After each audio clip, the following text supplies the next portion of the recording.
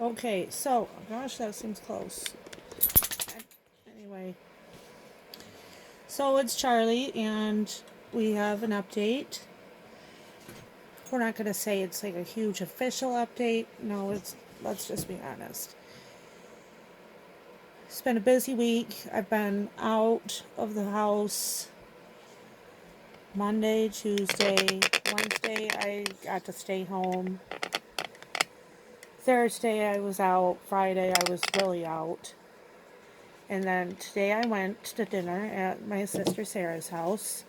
First of all, let me say I got a anonymous donation. Let me said that anonymous donation to my GoFundMe, and I appreciate that. So thank you to whoever it was.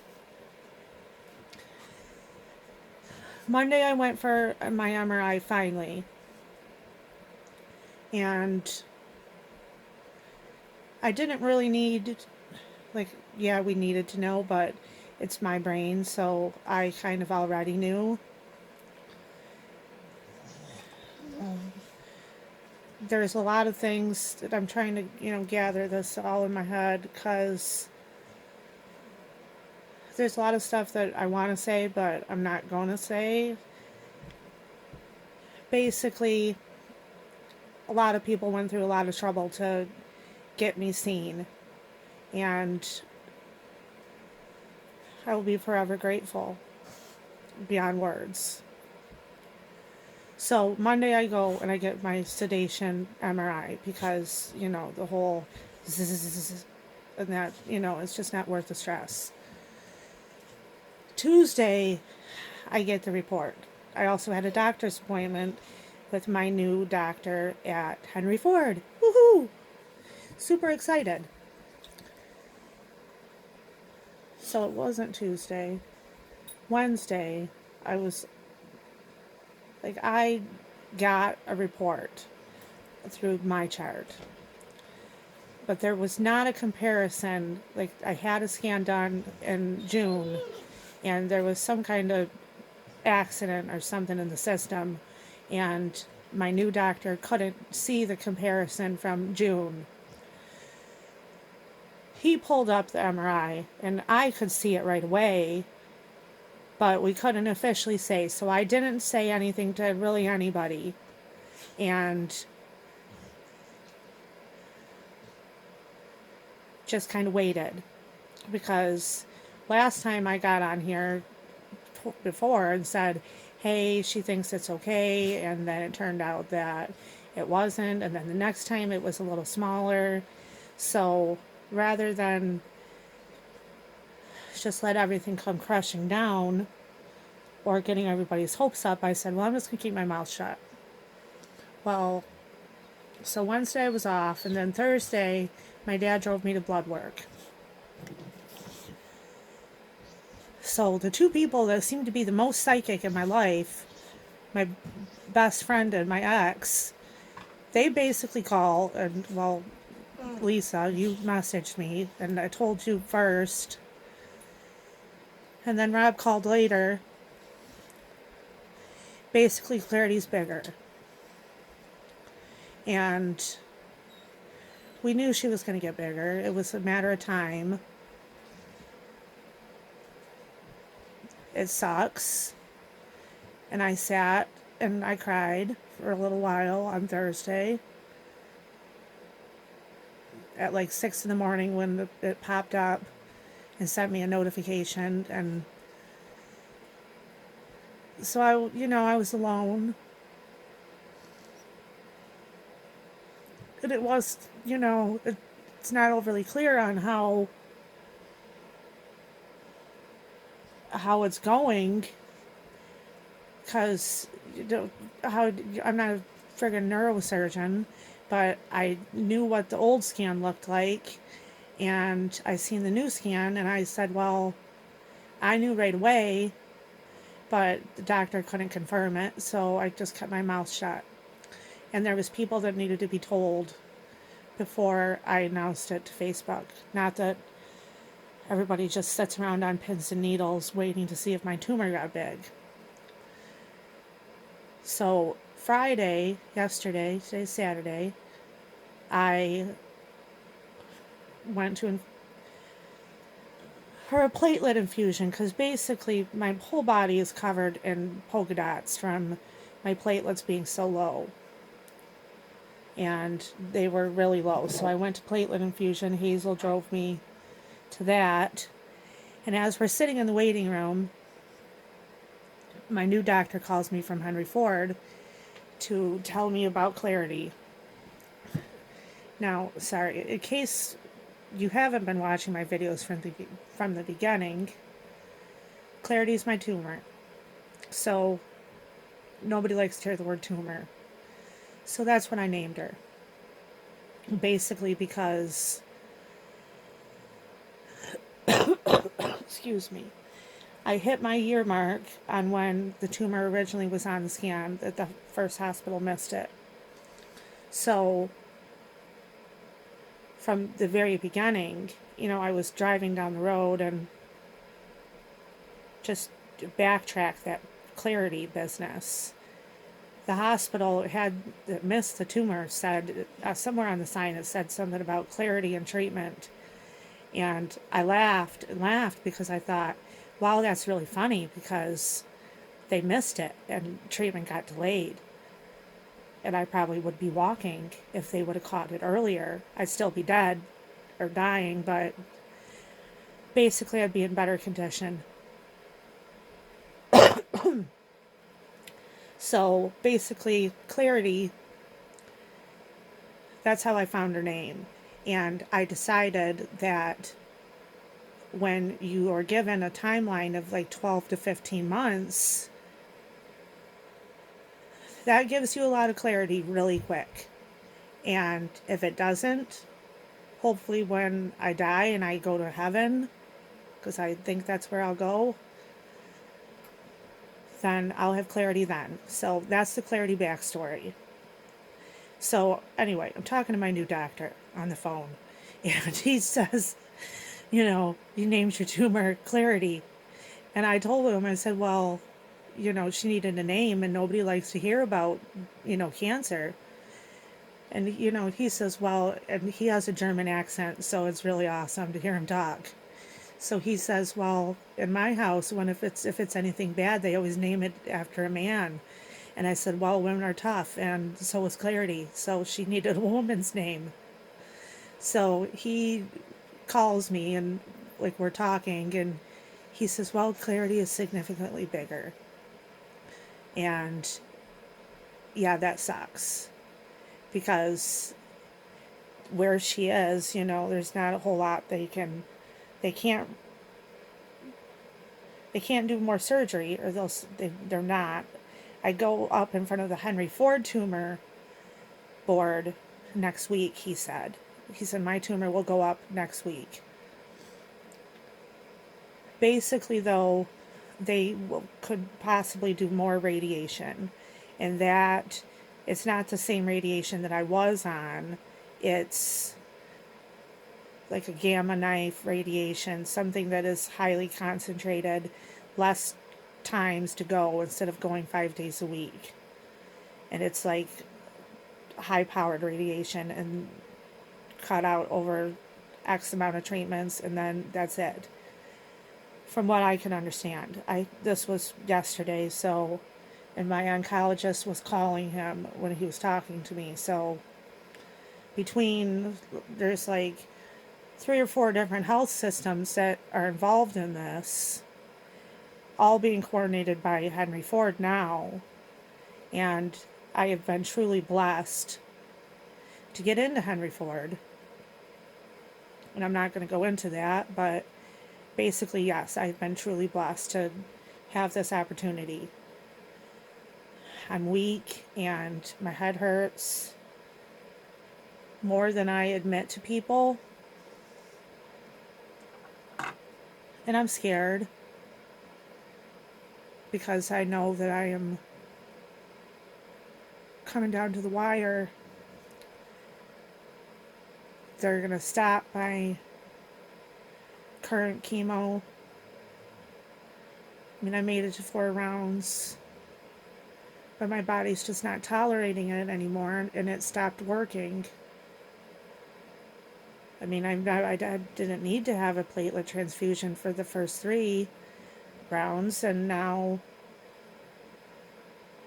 they're talking about putting me back on the Temodar, and I don't know. I guess we'll officially have to wait till next week to find out what kind of plan they're going to do, and I have to go off my steroids because I failed a couple of my neuro tests, which was really embarrassing because I was like, you know, they do the numbers and you have to look and you have to say how many fingers he's holding up, and he was like 1, and I was like, cheating, and he kept redoing it, and I said, oops, sorry, I cheated, oops, sorry, I cheated. And so I could touch my nose, so let's see if I can do it. Yeah, see, I'm really shaky tonight. I've been tremoring. So I'm going to take my pills and take a Valium and try to just relax for the night. Thank you to Heather for driving me on Monday and Tuesday. Thanks to my dad for driving me to blood work. Thanks to Hazel for taking her 1 day off school to drive me all the way to Grand Rapids. Thanks to Sarah for throwing dinner tonight. It was a good time and the chicken was great. Hazel, yes, you did cut the chicken better than Grandma did. She butchered that thing. Anyway, there's something else.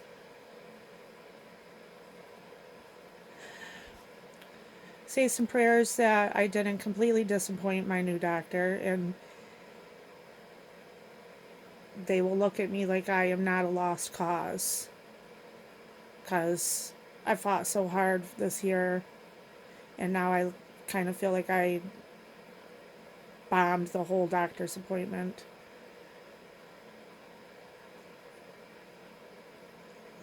That really sucked. Hopefully my charm was charming enough to show through some kind of superpower. I don't know. Because if they looked at me and said, hey, can we cut your brain open tomorrow and take some tumor out, I'd be like, okay, let's go.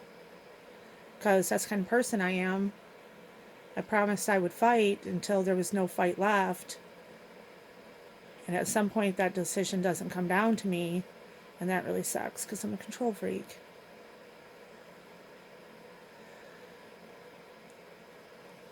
And I feel like a burden still. Because people have to take time off work and, you know, this and that. And it really sucks. And I think I'm going to need a hospital bed soon. Because I'm having trouble rolling myself over in bed at night. And I feel like a giant puffalump. Considering I worked so hard to be skinny. And now all I can be concerned about is dying. Because I still have to plan my funeral. And yes, there still will be random dancing. It's just pray that wherever this tumor goes, that I'm still able to be my usual charming, salty self, because that's important to me. Something's falling off my bald head. I had my Uptune on, but it melted. So I had to take it off. Anyway, gosh, what was I going to say? This isn't making for a good video. I'm sorry for that. But I did order some new big girl pants, so that's nice. And a new big girl shirt, because, you know, nobody wants to be bulging out of their clothes all the time because you got cancer. Cancer doesn't always make you skinny. Sometimes it makes you fat. But, oh well. What are you going to do? It's okay, Quinn. It's okay. Quinn heard something out the door and she's upset. Anyway, I feel like there was something I was going to say and it was important. I wanted everybody to know. Your tongue is big and it's wet. Yeah, I think it's coming to the point where I kind of need something to, you know, help me a little more than the dog, because at night anyway, because basically Denver's dog is like trained to let me hold her collar, and then I tell her hold and try to pull myself up in bed. If I roll around too much, I get too far away from my handy dandy side rail, and then I'm stuck because my leg gets all funky and I can't move. So Pooper, my dog, she comes and well, it's Denver's dog, but she sleeps with me because I'm her Gandalf, aka Grandma. So yeah, she's pretty well trained for that. Other than that, I want to thank the kids. I want to thank Denver School. You know who you are. To thank the teachers, because things have been kind of rough.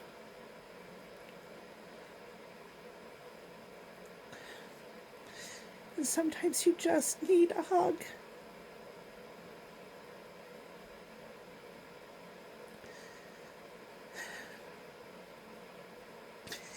And I think I need to start looking for a pastor, because I do believe in God, but I don't have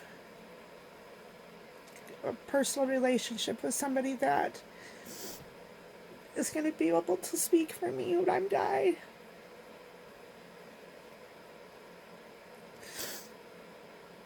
And I'm coming up on that year from surgery. November 16th is that day. It's the anniversary. So I have to be realistic, and I have to start planning my funeral. I have to do that. So my kids don't have to. In the meantime, I'm going to fight like hell, but it's happening.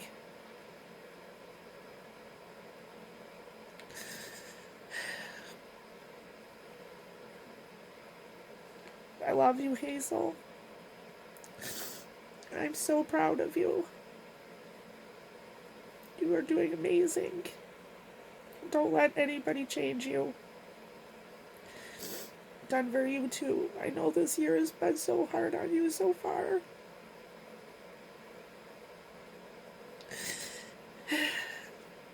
You don't complain. You don't act up about it. You're just like, it is what it is, Mom. You treat me so well. You both do. And I'm not going to say I'm sorry anymore, because I know it pisses you guys off, and I apologize for dying. And for anybody that says that sounds negative, look it up, because glioblastoma is not curable. I am going to die. Clarity, we're frenemies, and we argue back and forth. But that's basically what's happening. She's killing me, and I'm just fighting to be myself for as long as I can be, and to finish the scrapbooks. And my eyes starting to get droopy, so that's a sign that I have to go. I love you all.